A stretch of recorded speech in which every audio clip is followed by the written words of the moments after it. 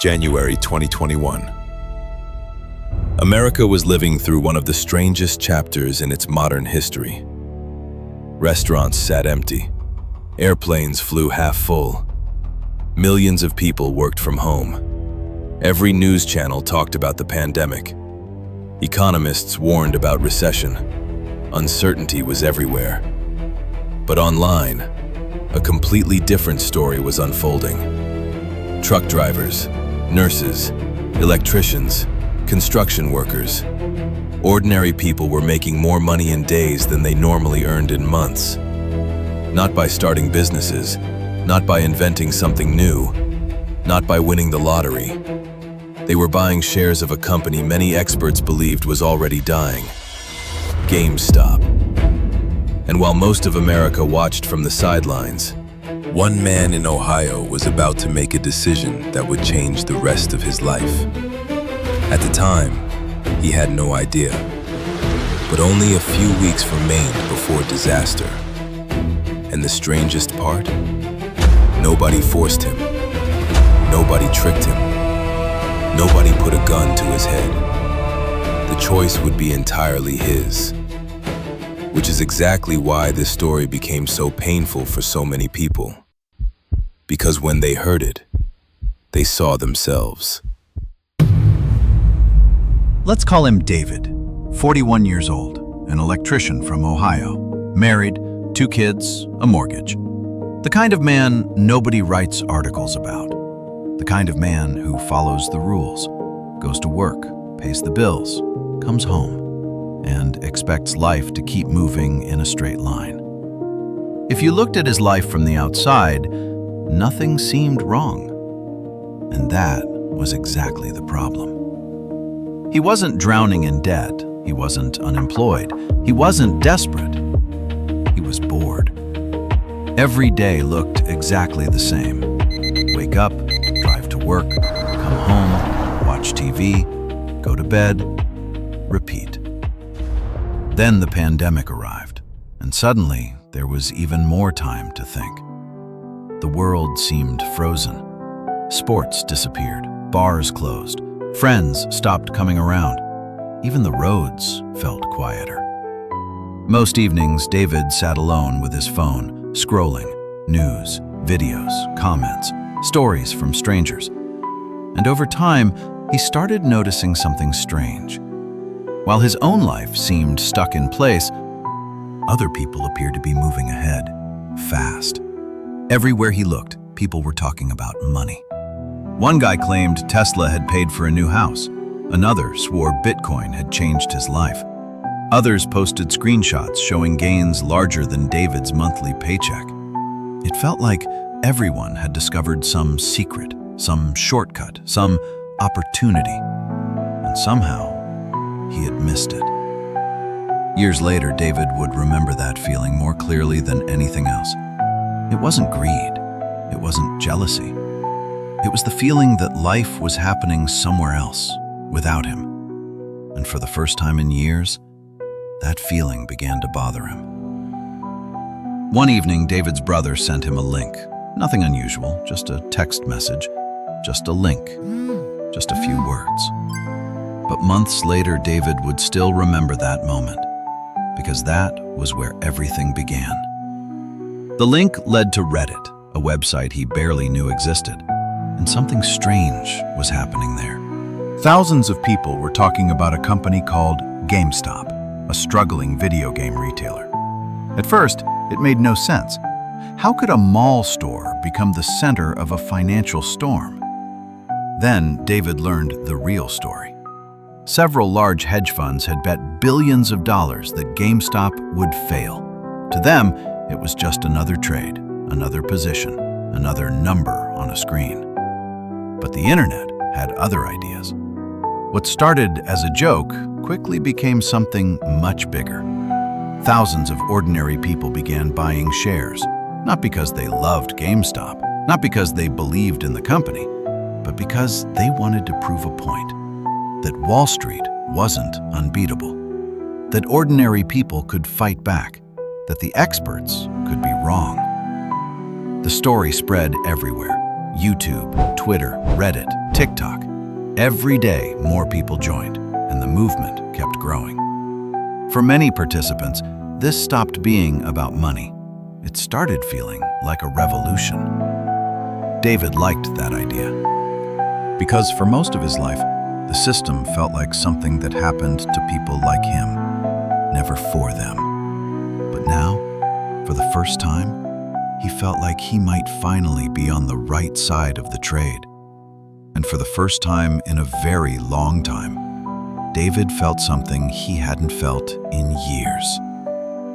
Hope. Not hope of becoming rich, hope of finally catching up. At first, David invested only $2,000, just to see what would happen. Nothing more, nothing life-changing, just an experiment. A few days later, the stock went up. He made a few $100s, then a few hundred more, then even more. David couldn't believe it. At work, it took him weeks to earn that kind of money. Here, it happened in a single afternoon. Soon, checking the market became part of his daily routine. Before work, during lunch, in the parking lot, before bed. Every morning followed the same ritual.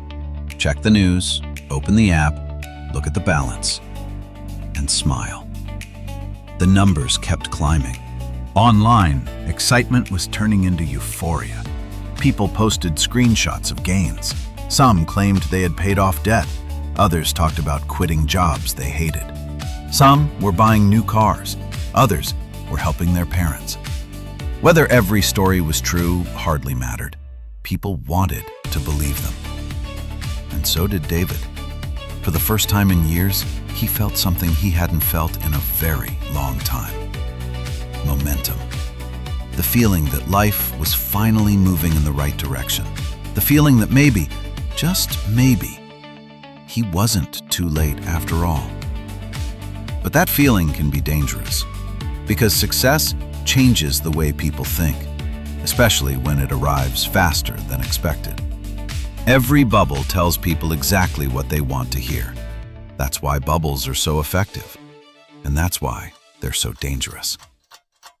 As GameStop continued climbing, the mood online started to change. Discussion slowly became certainty. Questions became answers. Doubt became weakness. The same phrases appeared everywhere. Hold. Don't sell. We're going to the moon. Diamond hands. People repeated them like a mantra, day after day, hour after hour, and the higher the stock climbed, the more convincing the story became. David stopped thinking about risk, not consciously, it just happened. Without noticing it, he began doing something most investors eventually do. He stopped calculating losses and started calculating dreams. If the stock doubles again, the mortgage could disappear. If it triples, college tuition could be covered. If it keeps going, everything changes. The house, the future, retirement, freedom. For the first time in years, the future looked bigger than the present. And that was exactly when the danger became greatest. Because markets are strange. The moment something feels safest is often the moment it's most dangerous. But almost nobody wanted to hear that, especially not David. The decision didn't happen all at once. That's not how these things work. Big mistakes usually arrive disguised as reasonable ones. One small step, then another, until turning back feels impossible. Late one night, David sat alone in his kitchen. The house was quiet. The kids were asleep. The television was off. Only the glow of a laptop illuminated the room. On the screen sat two accounts, his bank account and his brokerage account. Next to them, a stack of paperwork, a home equity line of credit. He had looked at the numbers before, many times, but tonight felt different. The stock was still rising. The excitement online was impossible to ignore. Everywhere he looked, people were posting profits. People were celebrating. People were becoming believers. David stared at the screen for a long time. Years later, people would argue about who was responsible. Reddit, Wall Street, the hedge funds, the brokers, the media, but none of them were sitting in that kitchen. There was no crowd, no internet movement, no hedge fund manager, no financial guru. Just one man, one screen, one decision. David looked around the room, family photos, the refrigerator, the same kitchen table where he'd paid bills for years, the same house he had spent years building a life inside. Then he looked back at the screen and clicked. Confirm. The money moved. Just numbers, a few seconds, that's all it took. And in that moment, David felt powerful, confident, certain. He believed he had just made the smartest financial decision of his life. What he didn't realize was that he had just turned a stock trade into a bet, and the collateral was his future. The next morning, nothing bad happened. In fact, the stock went higher, then higher again, and then even higher. David refreshed the app constantly, at work, at home, in line at the grocery store, in the parking lot before heading inside. Every time he checked, the numbers seemed bigger, more unreal, more exciting. At one point, the profit on the screen exceeded his annual salary. David stared at the number, then refreshed the page, and stared again. Part of him expected it to disappear, but it didn't. It stayed there, growing. For the first time in years, money wasn't something he worried about. It was something he imagined. Dinner conversations changed. The family stopped talking about expenses, stopped talking about bills, stopped talking about what they couldn't afford. Instead, they talked about possibilities. Vacations, college funds, a newer car, a different neighborhood, a better future. Sometimes late at night, after everyone else was asleep, David would browse real estate websites, not because he planned to move, just to look. A larger backyard, a better school district, a house with a view of the lake. Nothing extravagant, nothing impossible. At least, not anymore.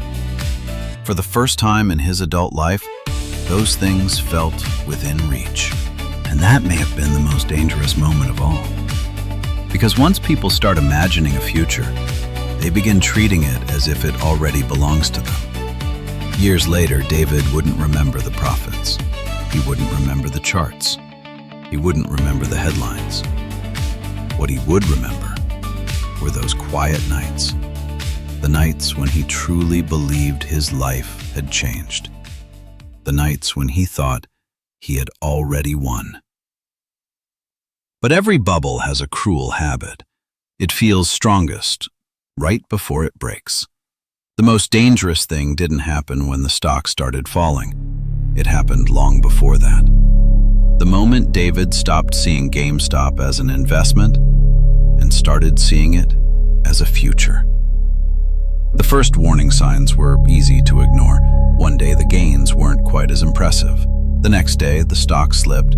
Then another red day appeared. Some investors started taking profits. Others grew nervous. But online, most people kept saying the same thing. Hold. Don't panic. We're still winning. David wanted to believe them, so he did. Because accepting the alternative meant accepting something much harder. The possibility that he was wrong. Then came the moment nobody expected. Several trading platforms suddenly restricted purchases of GameStop shares. Within hours, social media exploded. To millions of traders, it felt as though the rules had changed in the middle of the game. Whether that was true or not almost didn't matter, because millions of people believed it. David believed it too. He wasn't scared. He was angry. Angry at Wall Street, angry at the brokers, angry at a system that seemed determined to stop ordinary people from winning. And because he was angry, he didn't sell. When the stock fell, he held. When the profits shrank, he held. When the gains disappeared entirely, he held.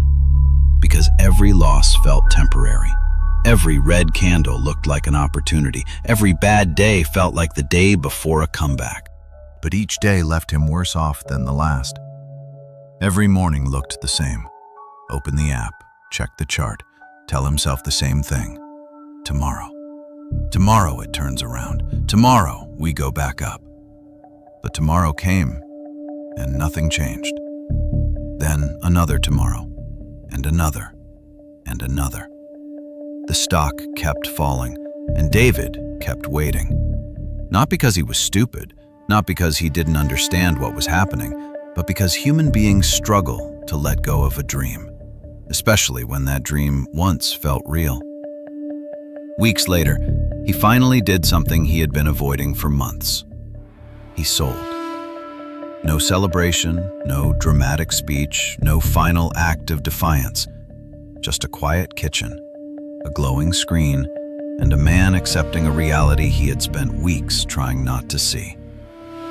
Afterward, he sat in silence, looking out the window, thinking about everything he had imagined, everything he had already spent in his mind, everything he thought was waiting just around the corner. For the first time, he understood something. He hadn't only lost money. Money was the easy part.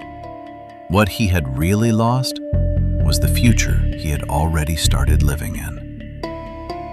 A few months later, David was working overtime again, just like before. Same job, same truck, same alarm clock, same routine. But something had changed. He looked older, more cautious, more tired. Sometimes late at night, he would scroll through old screenshots on his phone. The screenshots from those incredible weeks. The ones that once looked like proof that everything was about to change. He would stare at them for a few seconds, then lock the screen.